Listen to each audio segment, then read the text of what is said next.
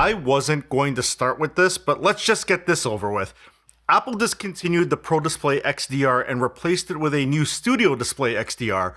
I'm not gonna lie, this is pretty damn weird because it's a downgrade. The original Pro Display XDR was a 6K display at 32 inches, where the new higher-end Studio Display XDR is a 5K display at 27 inches. The original Pro Display XDR was an eye-watering $5,000 in US dollars, where this new one is still an eye-watering $32.99 in its standard configuration and $35.99 for the nano texture display. So why did they discontinue the Pro Display XDR exactly? I'm going to say this outright.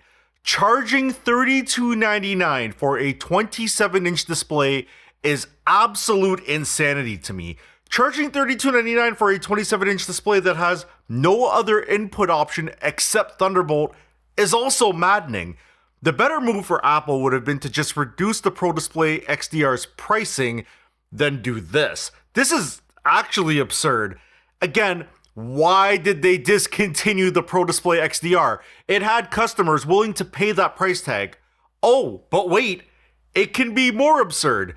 You can't use the new Studio Display XDR with Intel machines. It requires Apple Silicon, so if you think for a second you can use a USB-C adapter to convert it to use devices that require an HDMI monitor, yeah, think again. That's not happening. So let's run that back. $32.99 in US dollars as a starting point, and it's only 27 inches. And it's only Thunderbolt. And you need Apple Silicon. And not even all Apple Silicon supports all the features. If you want to take advantage of 120 Hz on the Studio Display XDR, none of the M1 Max, including the M1 Max, yep, that sentence required on-screen clarification. Anyway, the most powerful M1 chip won't meet the requirements for the full refresh rate. Now, let's not be surprised. Out-of-touch company does out-of-touch things. Remember WWDC 2019 when Apple thought it was a bright idea to say how their Pro Display XDR compared to other displays is $38,000 less than an allegedly comparable display, but then thought it'd be a great time to announce a stand that costs $1,000 actual dollars. I mean, listen to the reaction. The VESA mount adapter will be $199 and the Pro stand $999. And like the Mac Pro, they'll all be available in the fall. This clip, by the way, was not easy to find, but I found it. And hey, Apple, it's actually on your website still, but whatever, I digress. I don't even really want to give the lower tier model much attention, but it's here. It has Thunderbolt 5 compatibility with 2 ports for daisy chaining. The 12 megapixel camera in it now supports desk view, and the sound system now delivers 30% more bass apparently. It's still 60 Hz and has a peak brightness of 600 nits, still no HDR, still $15.99 in US dollars. Let me be real, the monitors, they feel like a ripoff, and it's not like Apple needs the money. They even bumped the base storage in the iPhone 17e yesterday. By the way, when I say bump the storage, I mean versus what the iPhone 16e originally shipped with. Okay, so yesterday they bumped up the storage, and the MacBook Air that got announced today, which we'll talk about in a moment, also got a storage bump. And they didn't adjust their pricing, so you're getting more storage for the same price. And that's what the current memory pricing crisis that's going on in the tech industry currently. I don't know, this display, it feels indefensible, and let me be real, that's putting it mildly. Anyway, in more announcement news, the M5 chip made its way into the MacBook Air. There's a hidden upgrade with another Mac I just noticed, but I'm going to talk about that shortly. Regarding the MacBook Air, the base storage got bumped up from 256 gigabytes to 512. Again, no price jump. This is good to see, although I worry that the next operating system is going to require more of this newly gifted disk space. Maybe they need the extra space to fix all the issues with liquid on macOS trash. What? Also, Apple states that the internal SSDs are now twice as fast as the previous generations. But now, let's get to the topic that Reddit has been losing their minds about for months. The newly announced M5 Pro and Max MacBook Pros. They use Fusion architecture to bond CPU, GPU, the media and neural engines, the unified memory controller, and Thunderbolt 5 controller together. Both the Pro and Max variants have an 18-core chip, which is up from the 14 and 16 cores of the Pro and Max M4 chips respectively.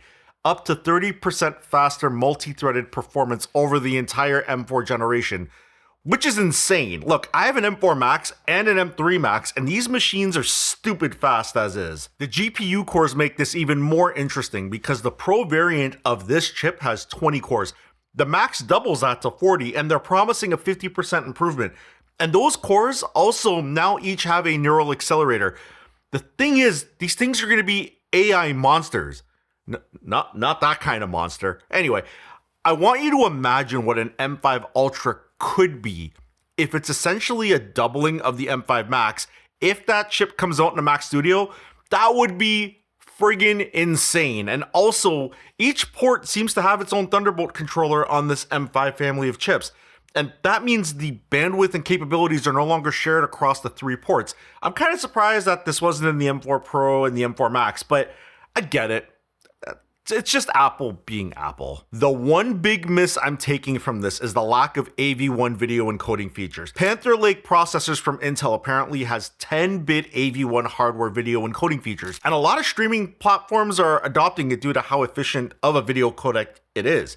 It's apparently around 20 to 30% better than HEVC. And AV1 is also a modern, royalty-free, open source video codec, which is advantageous compared to codecs like HEVC. Look, HEVC was impressive at the time when it was released, but it's not an open codec. Look at what recently happened with Asus and Acer in Germany regarding licensing of HEVC. Apple missed the mark here by not including it as something the media engine can encode on hardware.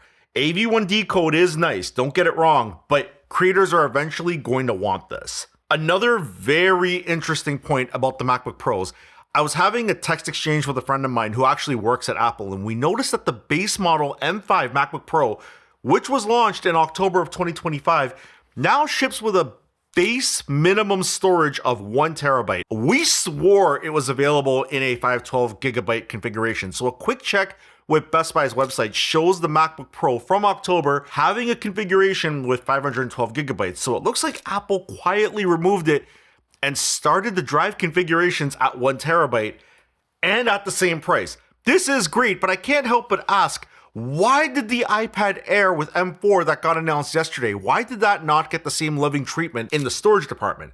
I asked this in the video from the first day of announcements, and these revelations about the storage in this new set of MacBooks and the iPhone 17e makes this more bewildering. So I wonder what's on deck for the next announcement, like tomorrow's announcement. Apple accidentally leaked the name earlier today, the MacBook Neo. This is the low-cost MacBook that I've gone on and on about.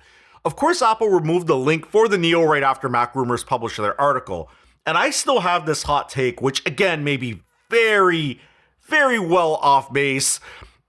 It could be completely off base, but look, if this MacBook Neo has a touchscreen, that'd be the biggest troll since the wheels for the Mac Pro.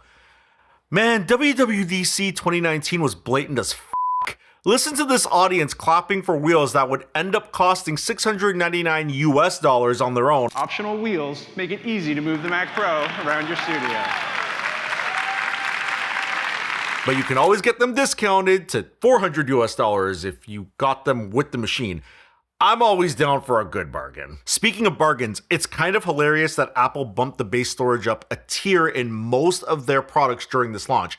Almost like a big middle finger to non-Apple users while they deal with the current AI doomfest that is memory pricing in the PC space. So what are your thoughts on today's announcements? I actually hope we see a Mac Mini tomorrow with M5 and M5 Pro. I haven't seen much about this particular rumored upgrade, but it would only make sense. Although I don't think Apple makes a lot of sense in a lot of ways, so I'll just continue to observe and speculate like an insane person. Comment below your thoughts, and I'll talk to you soon. My name is Sean, and this has been Tech Mixer, and I'm out. Peace.